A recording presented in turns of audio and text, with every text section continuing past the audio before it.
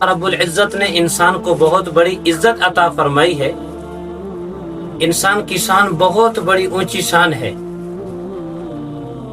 جناب رسول اللہ صلی اللہ علیہ وسلم سے پوچھا گیا کہ یا رسول اللہ صلی اللہ علیہ وسلم، قیامت کے دن آپ اپنے امت کو کیسے پہچانیں گے؟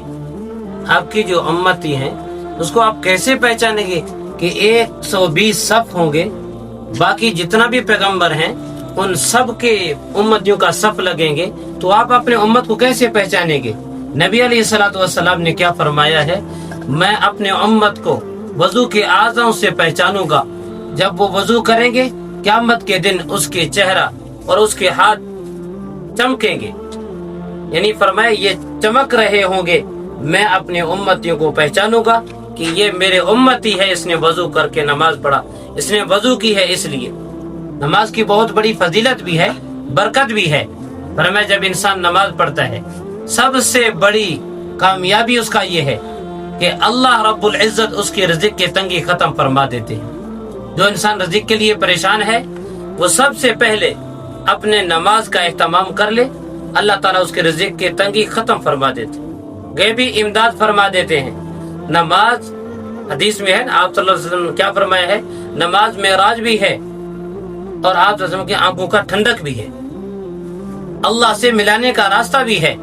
نماز جو انسان چاہتا ہے میں اللہ سے ملوں تو وہ نماز کا اہتمام فرمائے۔ اس لیے جو انسان چاہتا ہے اللہ مجھ سے باتیں کرے، مجھ سے کلام کرے، وہ کلام مقدس قرآن مجید کی تلاوت کرے۔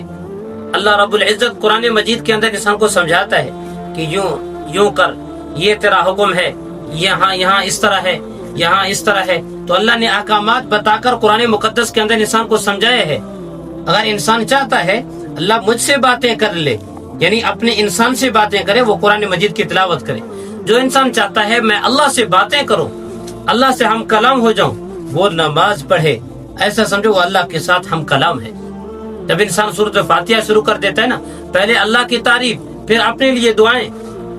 7 آیات میں 3.5 آیات اللہ کی حمد و ثنا ہے، اللہ کی تعریف، اور 3.5 آیات انسان اپنے لیے دعا کر رہا ہے۔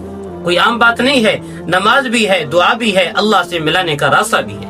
تو اس لیے انسان نماز کا جتنا بھی پابند رہے گا، قیامت کے دن اللہ کے نبی، ویسے بھی حدیث میں ہے، جناب رسول اللہ صلی اللہ علیہ وسلم نے کیا فرمایا؟ جب انسان قبر میں رکھا جاتا ہے سب سے پہلے سوال یہ ہوگا کہ نماز کا ہوگا۔ نماز کس طرح ہے؟ نماز کا احکامات کے بارے میں، یعنی نماز کے بارے میں سب سے پہلے سوال